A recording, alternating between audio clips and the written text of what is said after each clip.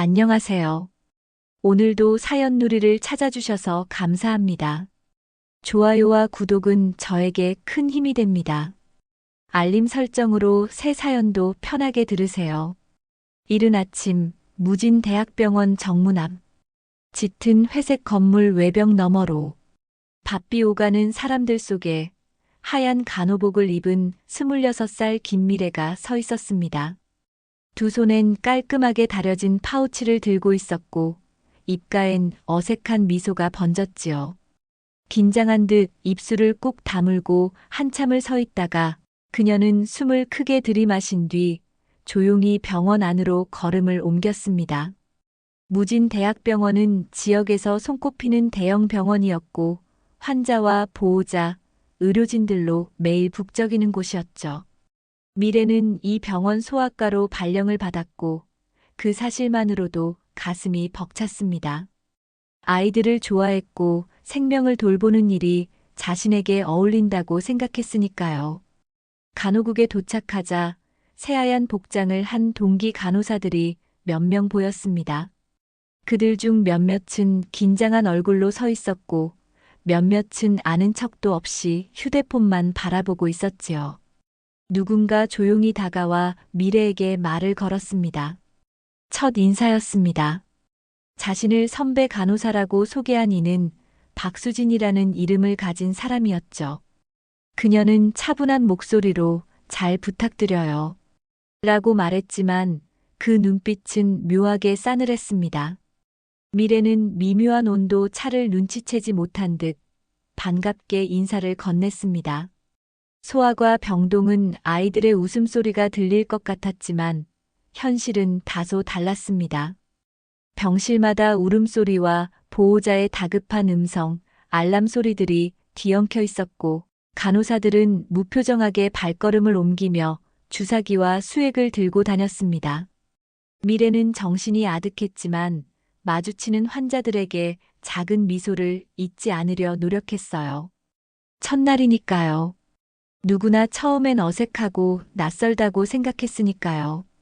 박수진은 하루 동안 미래에게 기본적인 업무를 소개해 주었지만 설명은 간결하고 빠르게 끝났습니다.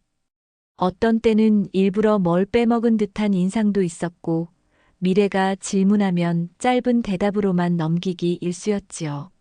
하지만 미래는 그것마저도 선배의 바쁨 때문이라 이해하려 했습니다. 이른바 사회초년생의 자세라고 믿었으니까요. 저녁 무렵 병동 업무를 마치고 사무실로 돌아오는 길, 미래는 문득 창밖을 바라보았습니다. 병원 옥상 너머로 노을이 퍼지고 있었고 하루 종일 매캐한 공기 속에서도 잠깐은 숨이 트이는 기분이 들었지요. 내가 원하던 일이잖아. 잘해보자. 마음속으로 그렇게 되뇌이며 미래는 천천히 손을 모았습니다. 그러나 그녀는 아직 몰랐습니다. 이 병원에는 오래된 그림자 같은 문화가 여전히 존재하고 있다는 것을요. 그 그림자는 조용히, 그러나 깊게 그녀를 향해 움직이기 시작하고 있었지요. 첫 출근의 하루는 그렇게 지나갔습니다. 기대와 설렘, 어색함과 긴장이 공존한 하루. 김미래는 아직 순수한 눈으로 병원을 바라보고 있었고 그것이 그녀에게 곧 어떤 시련이 될지 아직은 알지 못했습니다. 그리고 그 시련의 조짐은 아주 가까운 곳에서 시작되고 있었습니다. 출근 사흘째 되는 날 아침 김미래는 평소보다 일찍 병동에 도착했습니다. 아이들이 자고 있는 새벽의 소아병동은 조용했고 약간은 평화로워 보였지요. 그녀는 전날 받은 인계 노트를 복습하고 수액 준비도 미리 해두었어요. 작은 성실함이 하루를 바꿔줄 거라고 믿었기 때문입니다. 하지만 출근한 선배 간호사 박수진은 그녀의 이런 태도에 별 감흥이 없는 듯 보였습니다. 오히려 그녀의 책상 위에서 인계 노트를 들춰보다가 조용히 한마디를 툭 내뱉었지요. 이건 이렇게 쓰는 거 아니에요. 기본도 모르세요? 말투는 나지막했지만 어딘지 날이 서 있었습니다. 미래는 당황했지만 급히 펜을 들어 고치려 했습니다. 그러나 그 순간 다른 선배 간호사 이혜진이 어깨너머로 다가와 덧붙였어요. 요즘 신입들 정말 이론만 배워오고 현장은 하나도 모르죠. 이런 기본조차 안 되면 어떻게 환자를 봐요. 두 사람의 목소리는 크게 높아지지 않았지만 그 자리에 있던 다른 간호사들과 인턴들도 눈치를 보기 시작했어요. 미래는 얼굴이 붉어졌습니다. 창피함보다는 억울함에 가까운 감정이었지요. 아무도 도와주지 않았고 누구도 그녀를 변호하지 않았습니다. 시간이 갈수록 박수진의 지적은 더욱 잦아졌습니다. 수액 라인이 꼬여 있었던 것도 미래의 탓으로 돌렸고 보호자에게 설명을 하다 중간에 말을 멈춘 것도 그녀가 말을 정확히 못해서라고 매도했지요. 물론 그중 일부는 사실이기도 했습니다. 신입이니까 실수는 있을 수 있었고 그 점을 미래도 인정하고 있었습니다. 하지만 문제는 그 실수가 가르침이 아닌 비난의 도구로 쓰이고 있다는 사실이었지요. 김미래 선생님, 점심시간에 나 좀 봐요. 박수진의 말에 미래는 고개를 끄덕였고 식사도 거른 채 조용히 스테이션 뒤편 데스크로 향했습니다. 그곳에서 그녀는 다시 한번 지적을 받았습니다. 말투는 점점 더 차가워졌고 말끝마다 이러다 큰일 난다는 식의 협박조차 느껴졌지요. 그날 이후 병동 분위기는 더더욱 미래에게 가혹해졌습니다. 누가 먼저 말을 건네는 법은 없었고 점심도 혼자 먹는 일이 당연해졌습니다. 함께 밤근무를 서는 날에는 아예 말을 섞지 않는 선배도 있었지요. 일부 동기 간호사들조차 눈치를 보기 시작했습니다. 병원 안에서 미래는 점점 고립되고 있었습니다. 그럼에도 그녀는 무너지지 않으려 했습니다. 나는 사명감을 가지고 이 일을 선택했으니까라며 마음을 다잡았고 퇴근 후에는 간호일지와 매뉴얼을 달달 외우다시피 했습니다. 실수하지 않기 위해서였지요. 하지만 이상하리만치 그녀에게 주어지는 일은 늘 더 많았고 더 어려운 업무가 밀려들었습니다. 예기치 않은 응급 상황이 생기면 박수진은 일부러 미래를 앞으로 내세웠습니다. 작은 실수가 생기면 다그치는 말투로 사람들 앞에서 면박을 주었고요. 미래는 조금씩 알기 시작했습니다. 이건 단순한 실습 부족도 업무 미숙도 아니었습니다. 누군가 의도적으로 그녀를 병원에서 버티지 못하게 만들고 있다는 사실을요. 그날 밤 침대에 누운 미래는 눈을 감고도 잠들 수 없었습니다. 천장 너머로 들리는 응급실 알람 소리, 환자의 울음소리, 그리고 박수진의 목소리가 귓가에 울렸지요. 그녀는 간호사라는 직업을, 사명이라는 이름을 다시 물어야 했습니다.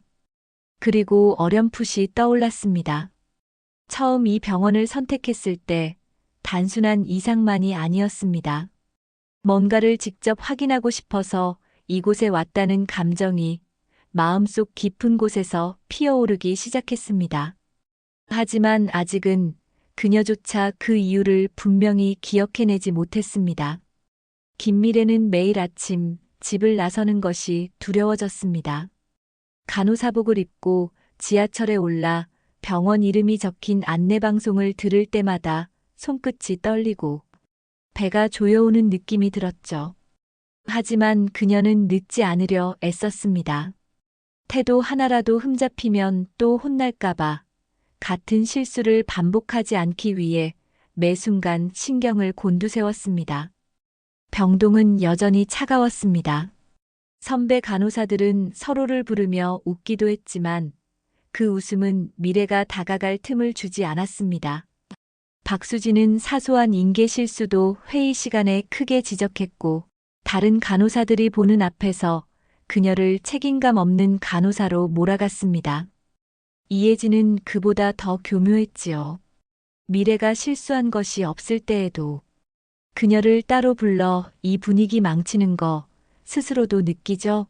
라며 은근한 압박을 가했습니다. 동기였던 간호사 지연조차 어느새 말을 아끼게 되었고 미래가 다가가도 바쁘다는 핑계로 대화를 피했습니다. 같은 신입이어도 누구는 선배에게 잘 보이기 위해, 누구는 눈에 띄지 않기 위해 자신을 숨기고 있었던 거지요. 시간이 흐를수록 김미래의 눈빛은 점점 어두워졌습니다. 항상 책상에 있던 사명감이라는 단어는 점점 현실과 멀어지고 있었고, 그녀는 이제 하루를 버텨내는 것에 집중하고 있었습니다. 하루는 새벽 근무 중 아기 환자의 열이 갑자기 급격히 올라갔습니다.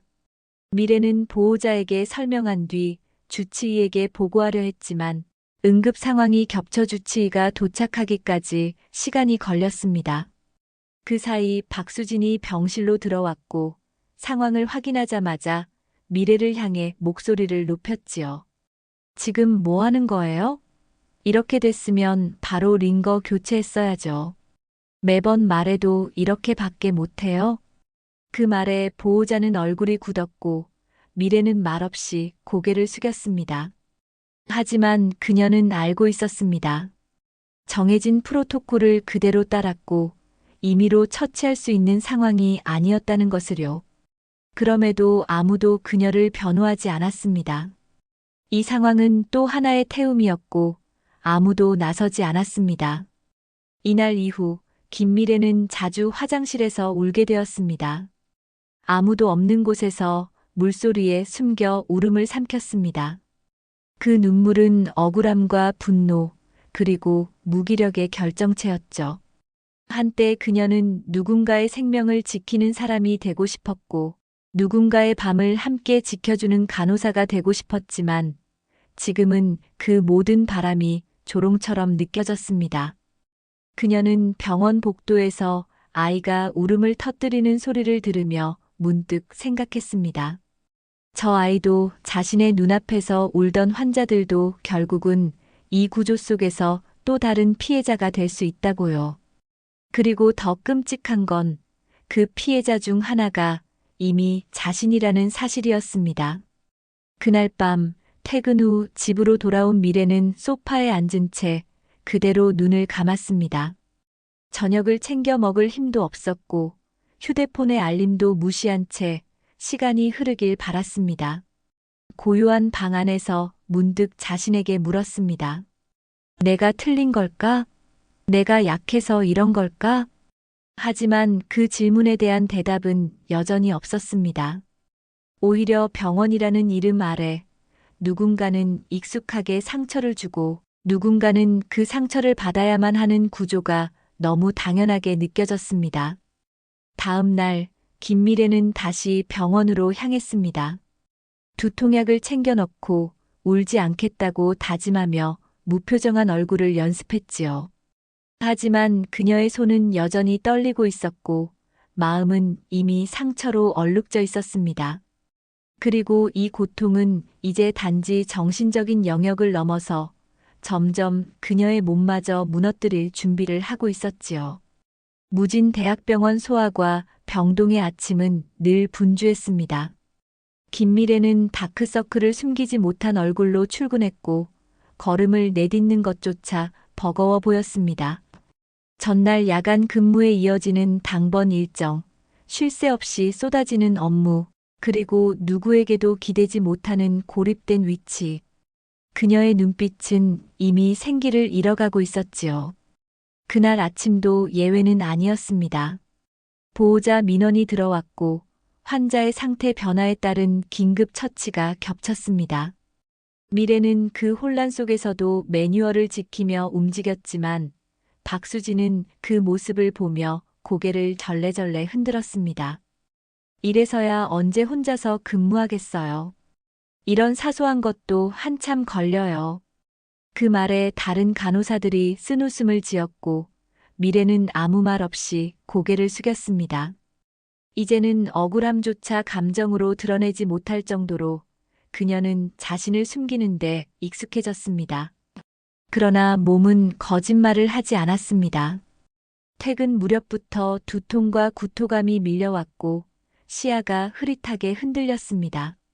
겨우겨우 걸음을 옮기며 회진을 따라 나서던 그녀는 복도 중간에서 숨을 헐떡이며 멈춰 섰습니다. 손에 들고 있던 차트가 바닥에 떨어지고 심장이 미친 듯이 뛰기 시작했지요. 김 간호사, 괜찮아요? 누군가 물었지만 그녀는 대답할 수 없었습니다. 그 순간 시야가 하얘졌습니다. 병원의 밝은 형광등 아래 김미래의 몸이 앞으로 고꾸라졌고 옆에 있던 레지던트가 급히 그녀를 부축했습니다. 그녀는 의식을 잃은 채 쓰러졌고 곧바로 응급실로 옮겨졌습니다. 진단 결과는 극심한 과로에 의한 실신, 공황장애 초기 증상 동반. 김미래는 더 이상 업무를 이어갈 수 없다는 의사의 권고에 따라 휴직을 결정할 수밖에 없었습니다.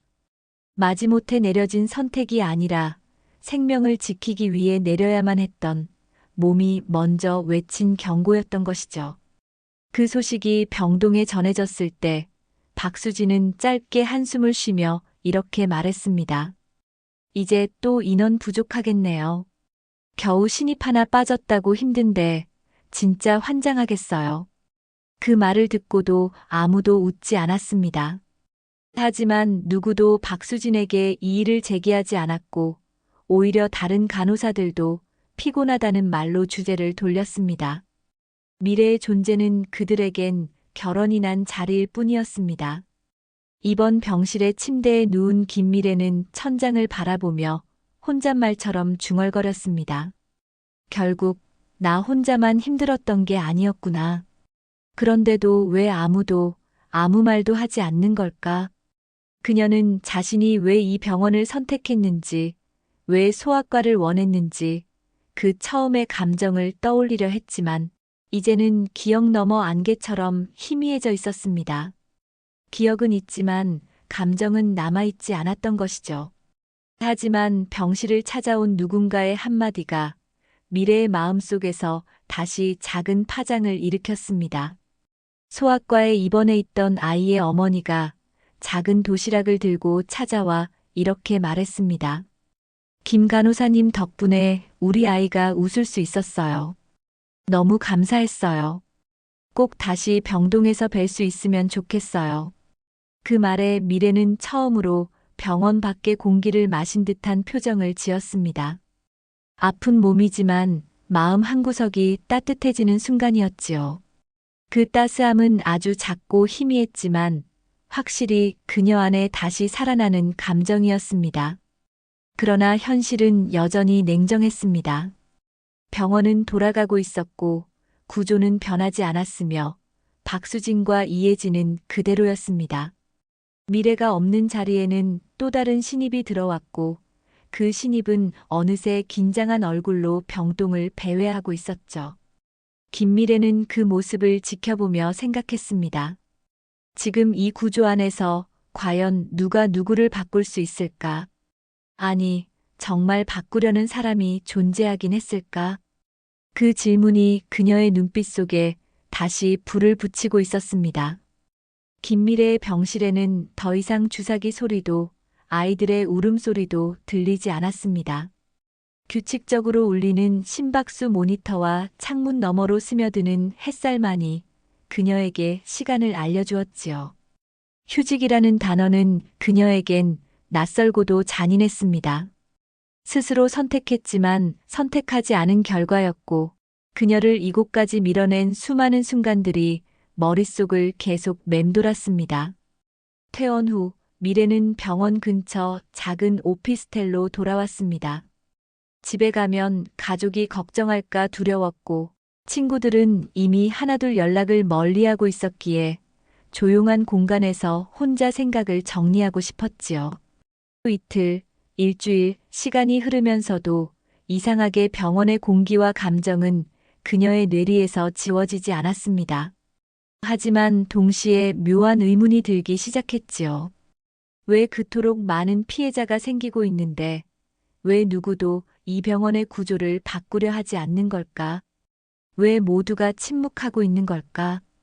그러던 중 우연히 찾은 인터넷 커뮤니티에서 무진 대학병원 소아과 관련 게시글을 보게 되었습니다.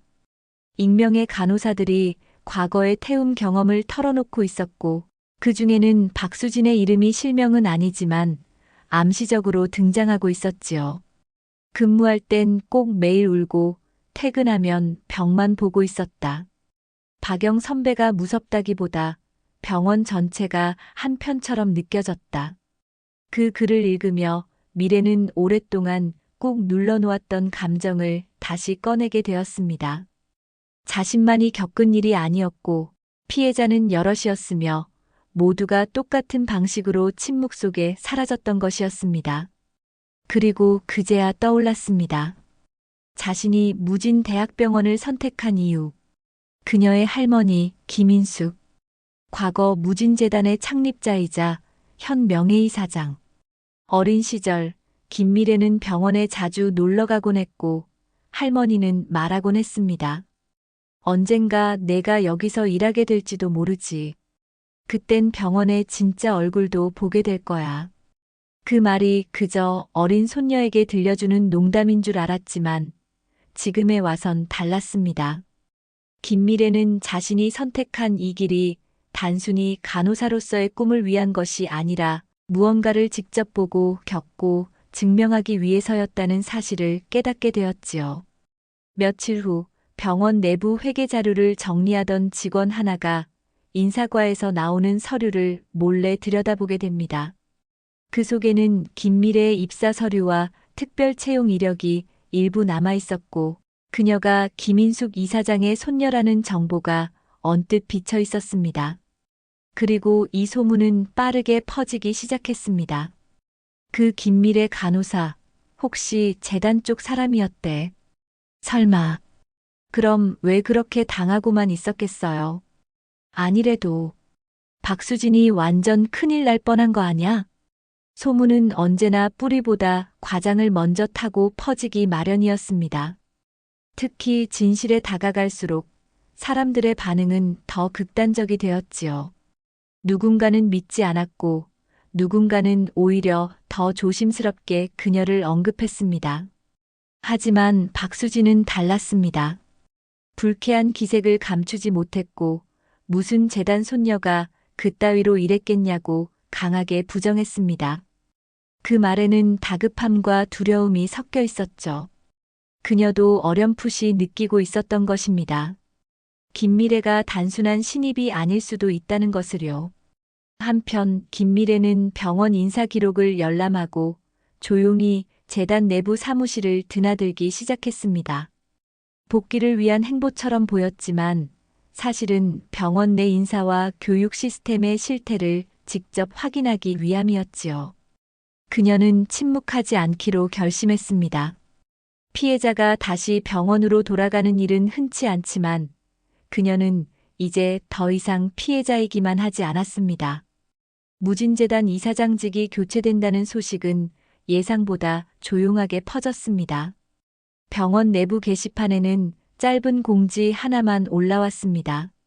무진재단 제16대 이사장 취임식 장소 본관 강당 시간 금요일 오전 10시. 직원 대부분은 무심히 지나쳤고 누군가는 또 재벌가 인사겠지라며 대수롭지 않게 여겼습니다. 몇몇 중간 간부들은 누가 오더라도 자신의 일만 잘하면 된다는 태도였고 특히 박수진과 이혜진은 취임식과는 거리가 먼 병동 일정을 핑계 삼아 참석을 피하려 했습니다. 하지만 행정실에서 내려온 공지는 단호했지요. 소속 부서장 및 팀장급, 그리고 모든 부서별 대표 인원은 필참. 결국 박수진을 포함한 소아과 간호사들도 마지못해 정장을 챙겨 입고 강당으로 향했습니다. 처음부터 끝까지 형식적인 자리일 거라 믿으며 그녀들은 여전히 서로의 화장 상태를 확인하고 행사 시간만 계산하고 있었습니다. 그날 무진 대학병원 강당은 평소와 다른 긴장감으로 가득 차 있었습니다. 조명을 조절한 무대 위 병원장을 비롯한 주요 보직자들이 차례로 착석했고 대형 스크린에는 무진재단 신임 이사장 취임식이라는 문구가 천천히 떠올랐습니다. 그리고 드디어 단상에 등장한 한 사람. 김미래. 간호사복이 아닌 검은색 정장 차림, 단정하게 묶은 머리, 낯익은 얼굴이 무대에 오르자 순간 강당 전체가 조용해졌습니다. 박수진의 눈이 커졌고 이혜진은 마른 침을 삼켰습니다. 마치 꿈을 꾸는 것처럼 그들은 현실을 받아들이지 못한 채 서로를 바라보았지요. 김미래는 단상 중앙에 서서 마이크를 잡았습니다. 표정은 담담했고 시선은 흔들림 없었습니다. 안녕하세요. 김미래입니다. 무진재단의 새로운 이사장으로 오늘 이 자리에 서게 되었습니다. 순간 강당 뒤편에서 작은 술렁임이 일었습니다. 직원들 사이에서는 믿기지 않는다는 탄식이 퍼졌고 일부는 그녀가 왜 그런 취급을 받았는지를 떠올리며 당혹스러워했습니다. 특히 박수진의 표정은 경직되어 있었고 입술을 앙다문 채 자리를 뜨고 싶어 했습니다. 하지만 미래는 그런 반응을 전부 받아들이겠다는 듯 조용한 목소리로 말을 이어갔습니다. 저는 지난 3년간 무진대학병원 소아과 간호사로 일했습니다. 그 시간을 통해 저는 병원의 실제 구조와 이곳에서 일하는 이들의 현실을 직접 보고 겪고 이해할 수 있었습니다. 그리고 저는 묻고 싶었습니다. 우리가 지키고 있는 생명은 무엇으로 보호받고 있습니까? 환자를 위한다는 명분 아래 의료진은 서로를 얼마나 상처내고 있습니까? 그 말에 누군가는 고개를 숙였고 누군가는 눈을 피했습니다. 미래는 단호하게 말했습니다. 변화가 필요합니다. 병원은 단지 의술과 기술로만 굴러가지 않습니다. 사람이 사람을 살리고 사람을 지키는 공간이어야 합니다. 그녀의 음성은 울림처럼 강당에 퍼졌고 더는 신입 간호사의 목소리가 아니었습니다. 그것은 권위가 아니라 진심에서 우러난 결단이었습니다. 이사장 취임식은 그렇게 끝났고 병원은 진동하듯 조용했습니다. 돌아가는 길, 박수진은 결국 복도 한편에 멈춰 섰습니다. 자신이 수없이 혼내고 무시했던 그 인물이 이제 병원 전체의 꼭대기에 서 있다는 사실을 아직 받아들이지 못한 듯 했지요. 이혜진은 작게 중얼였습니다. 설마 했는데 진짜였네. 우리가. 그날 이후 병원 안의 분위기는 빠르게 달라지기 시작했습니다.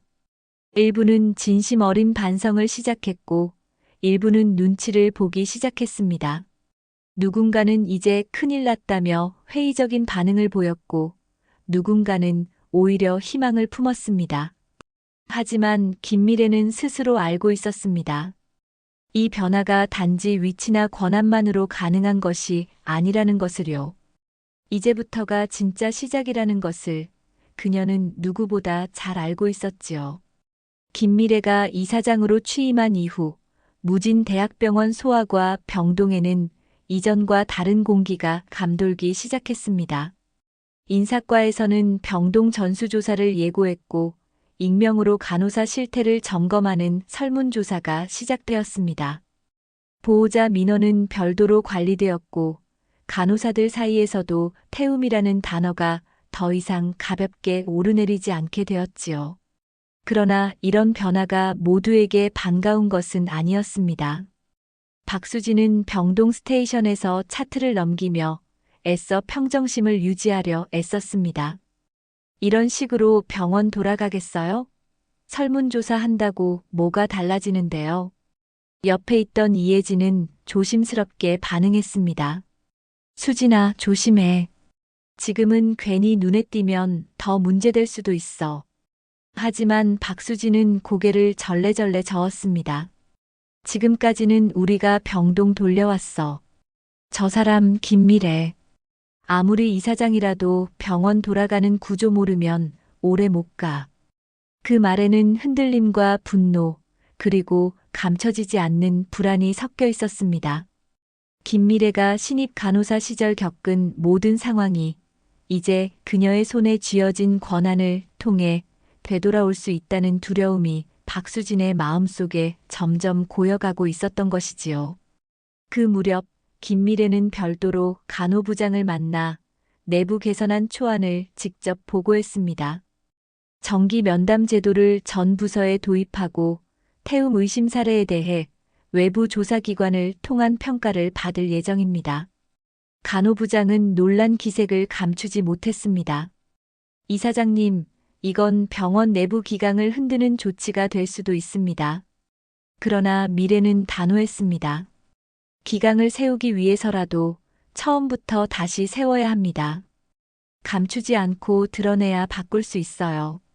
병원 내 소문은 더 이상 숨겨지지 않았고, 과거 박수진에게 당했던 몇몇 간호사들이 익명으로 진술서를 제출하기 시작했습니다. 그들은 입을 모아 말했습니다. 이제라도 말해야 할 것 같아서요. 그리고 그 진술 중 하나에는 박수진이 의도적으로 김미래를 고립시키고 환자 앞에서 실수하도록 유도했다는 내용도 포함되어 있었지요. 그 사실이 간호부에 전달되자 간호부장은 회의에서 이례적으로 발언을 했습니다. 병동 내에서 발생했던 인격 모독, 따돌림 사례에 대해 진상 파악이 진행 중입니다. 조사 중에는 해당 인물의 대면 업무를 일시 정지하겠습니다. 그날 박수진은 근무 중 호출을 받았고 인사과에서 조사를 받게 되었습니다. 병동 내 간호사들 사이에서는 말없이 눈빛이 오갔고 누구도 박수진에게 말을 걸지 않았습니다. 이혜진은 주저하다가 그녀를 따라 나서며 말했습니다. 우리가 너무 몰아붙였던 거 아닐까? 미래 그애 처음부터 그냥 일 잘하려고 했던 거잖아. 하지만 박수진은 조용히 쏘아붙였습니다. 그래서 뭐 우리가 갑자기 가해자야? 피해자 코스프레 하다가 높은 자리에 앉은 거잖아. 결국은 다 짜여진 판이었겠지.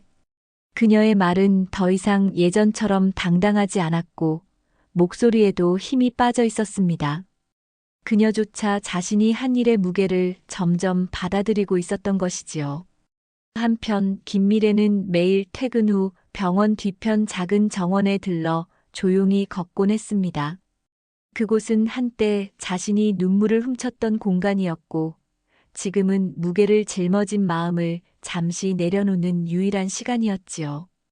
그녀는 그날도 혼잣말처럼 중얼거렸습니다. 누가 맞고 누가 틀렸는지는 중요하지 않아요. 이제는 어떻게 다시 만들지가 더 중요해요. 하지만 그렇게 말하는 그녀의 표정에도 흔들림은 있었습니다. 권력은 손에 쥐었지만 모든 이의 마음을 얻은 것은 아니었습니다.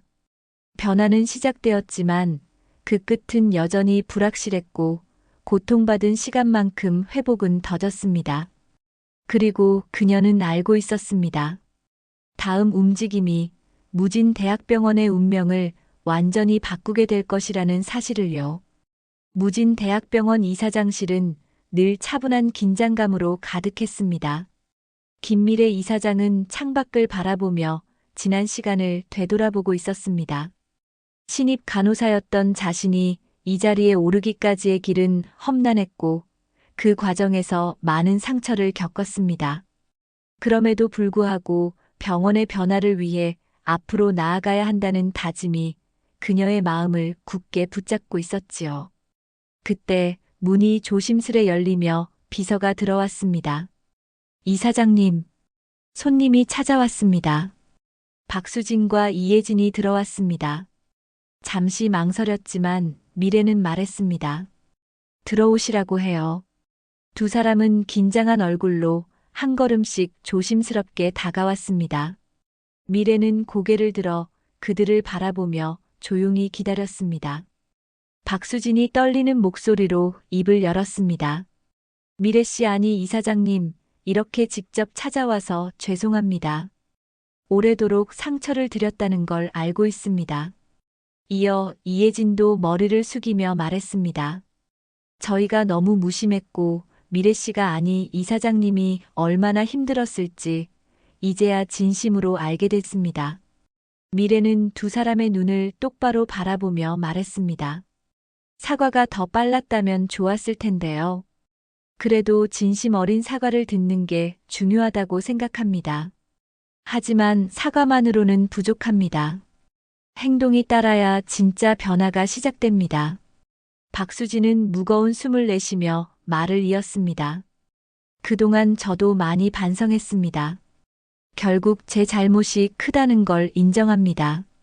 그래서 오늘부로 병원을 떠나려고 합니다.